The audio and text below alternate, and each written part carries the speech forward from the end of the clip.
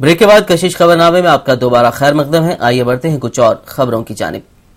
निजामाबाद से एक वफद ने दारुसलाम पहुंचकर सदर मजलिस बैरिस्टर असदुद्दीन ओवैसी से मुलाकात की। ये वफद मजलिसी इब्तिदाई सदर M.A. फ़हीम की क़यादत में दारुसलाम पहुंचा। वफद में शामिल TDP के साबिक़ मेयर मीर मेराज अली और दीगर ने मजलिस में शमूलियत इख्तियार की। अल्हम्दुलिल्लाह आज ये बात हमारे लिए मसरत की है कि साबिक़ा डिप्टी मेयर जनाब मीर मेराज अली आज दारुसलाम पहुंचकर सदर मोहतरम जनाब बैरिस्टर असदुद्दीन ओवैसी साहब के हाथों पे जॉइन हुए। उनके साथ तेलुगु देशम के सेक्रेटरी निज़ामाबाद जनाब शकील अहमद भी जॉइन हुए। इंशाअल्लाह इन दोनों के आने से और भी कई लोग आए हैं। इससे अल्हम्दुलिल्लाह मजलिस इत्तेहादुल मुस्लिमीन निज़ामाबाद को और ज़्यादा तक़वियत मिली। इंशाअल्लाह हम आने वाले बल्दी इंतखाबात में और असम्बली इंतखाबात में एक अच्छा मुजाहरा करेंगे इंशाअल्लाह। मैं जनाब बैरिस्टर असदुद्दीन ओवैसी साहब के हाथ पे मजलिस ज्वाइन कर रहा हूँ और इंशाअल्लाह निज़ामाबाद में जिस तरह से दूसरी पार्टी जमातें अक्सरियत लाती थी उससे बढ़कर इंशाअल्लाह हम जो है सो अक्सरियत लेके आके बताएंगे और इंशाअल्लाह ताला आने वाले असम्बली इंतखाबात में निज़ामाबाद से हम बेहतरीन मुजाहरा करके निज़ामाबाद असम्बली सीट भी इंशाअल्लाह जिता के बताएंगे इंशाअल्लाह। मजलिसी रुकन असेंबली सैयद अहमद पाशा खादरी ने अवाम से वोटर ID कार्ड बनाने पर जोर दिया। सैयद अहमद पाशा खादरी ने कहा कि इलेक्शन कमीशन की जानिब से मुख्तलिफ इलाकों में ऑफिसर्स तैनात किए गए हैं जो वोटर ID कार्ड के इंदिराज के कामों में मसरूफ हैं और ये आखिरी मौका है इलेक्शन से पहले किसी को भी अपना वोटर ID कार्ड बनाने का।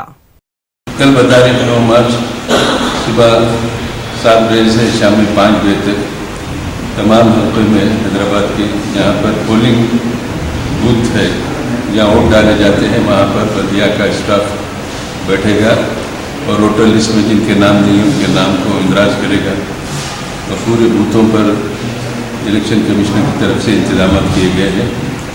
मैं आपके चैनल के ज़रिए आवाम से गुजारिश करूँगा कि जिसके नाम वोटर लिस्ट में नहीं है वो फौरी नाम इंदराज करे। ये आखिरी बार वोटर लिस्ट में नामों की शमूलियत की का ये मौका फराहम किया गया है। इसके बाद वोटर लिस्ट कतई तौर पर शाये हो जाएगी।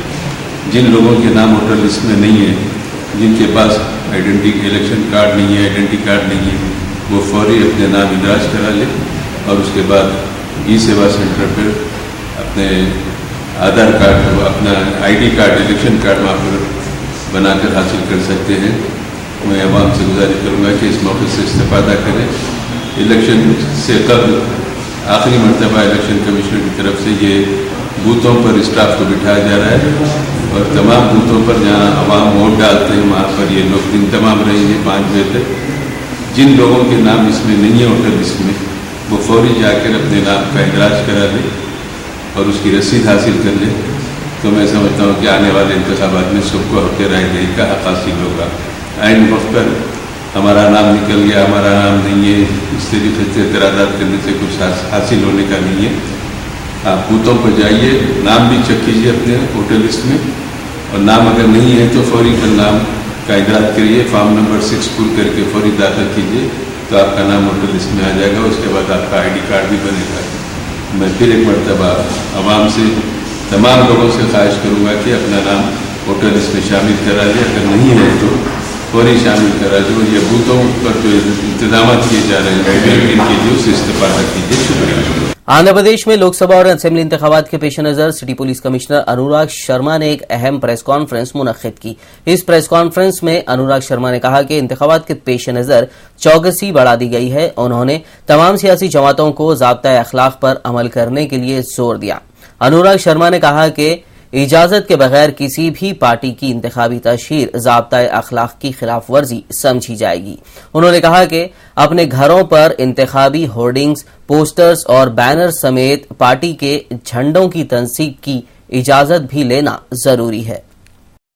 हमारे देश में और हमारे आंध्र प्रदेश के अंदर इलेक्शन शेड्यूल अनाउंस हो गया है और शेड्यूल के हिसाब से हमारे हैदराबाद के अंदर 30 अप्रैल को इलेक्शन कंडक्ट किए जाएंगे, पार्लियामेंट और असेंबली कॉन्स्टिट्यूंसीज दोनों के लिए। उसमें जो इम्पोर्टेंट बातें हैं कि पॉलिटिकल पार्टीज को भी थोड़े सा इसके बारे में जानकारी मिले। ऐसी कोई बात कैंपेन के अंदर ऐसी किसी कास्ट के बेसिस पर, कम्युनिटी के बेसिस पर या रिलीजन के बेसिस पर किसी तरह का भेदभाव या किसी तरह की प्रॉब्लम क्रिएट कर सके। इसी तरीके से किसी की पर्सनल लाइफ पर अटैक नहीं करने का है।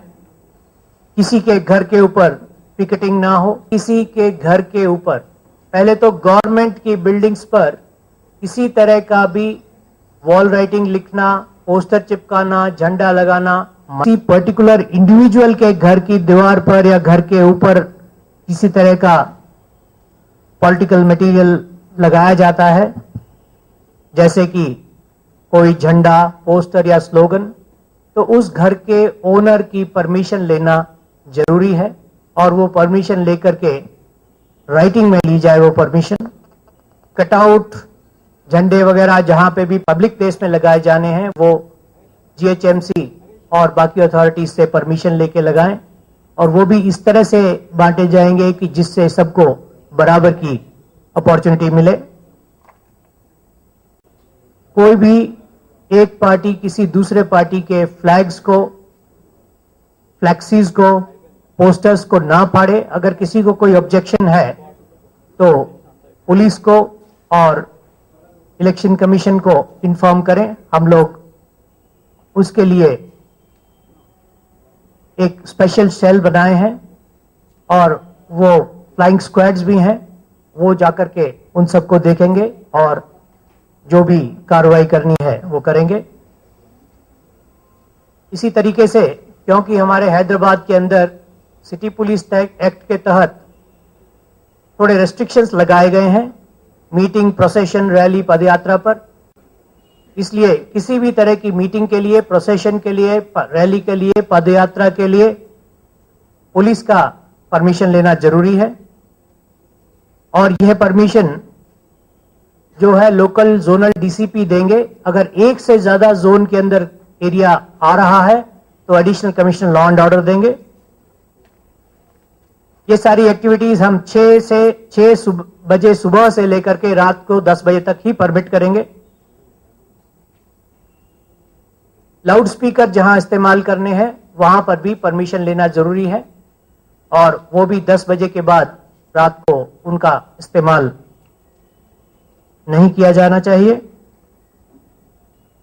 अगर कोई स्टार कैंपेनर आता है, जैसे कोई बड़ा लीडर आता है, तो हमें पहले बताएं कि उनकी मीटिंग कब है, कहां है, जिससे कि पुलिस भी इंतजामात कर सके। हर प्रोसेशन या रैली अगर कोई निकालना है तो उसके लिए परमिशन लें, उसका रूट, टाइम, प्लेस और कितने आदमी उसमें पार्टिसिपेट करेंगे वो हमें बताएं। इस तरह की किसी भी पदयात्रा से, रैली से ट्रैफिक को असर नहीं होना चाहिए और हम उम्मीद करते हैं कि इस तरह की कम से कम होंगी रैलीज, पदयात्रा, और अगर होंगी तब भी सड़क के एक तरफ चलकर ही उन्हें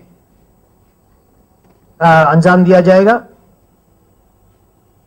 ये सारी मीटिंग की परमिशन, प्रोसेशन या रैली की permission first come first service basis पे दी जाएगी, लेकिन हर एक को बराबर अपॉर्चुनिटी मिले उस तरह से हम देने की कोशिश करेंगे। एक दिन एक को, दूसरे दिन दूसरे को, जिससे कि किसी तरह का क्लैश ना हो, किसी को भी ऑब्स्ट्रक्शन ना हो। ऐसी कोई चीज कैरी नहीं की जाएगी जो कि किसी भी तरह की प्रॉब्लम होने पर, गड़बड़ होने पर हथियार की तरह यूज की जा सके, जैसे कि लकड़ियां वगैरह। किसी तरह की एफिजीज जो हैं वो नहीं यूज की जाएंगी, कैरी नहीं की जाएंगी। कैंपेन के अंदर जो व्हीकल्स यूज की जाएंगी उनको रिटर्निंग ऑफिसर साहब से परमिशन लेकर के ही यूज किया जाएगा और वो जितनी परमिशंस हैं व्हीकल नंबर के साथ व्हीकल के ऊपर डिस्प्ले की जाएंगी। 10 व्हीकल से ज्यादा का कॉन्वॉय परमिट नहीं किया जाएगा। अगर ज्यादा व्हीकल्स हैं तो उनके अंदर कम से कम 200 मीटर का डिस्टेंस मेंटेन किया जाएगा। रिप्रेजेंटेशन ऑफ पीपल्स एक्ट के अंदर सेक्शन 160 के अंदर bicycle, two wheeler, cycle rickshaw को भी व्हीकल का दर्जा दिया गया है, तो वो भी काउंट की जाएंगी। हर गाड़ी के ऊपर एक फ्लैग और एक बैनर की ही परमिशन है। अगर कोई गाड़ी मॉडिफाई की जाती है जिसपे लाउड स्पीकर लगाए जाते हैं या किसी और तरह का मॉडिफिकेशन किया जाता है, तो उस व्हीकल को यूज करने के लिए रिटर्निंग ऑफिसर साहब की परमिशन जरूरी है। और अगर इस तरह ये परमिशन नहीं हुई तो व्हीकल कॉन्फिस्केट की जा सकती है। ये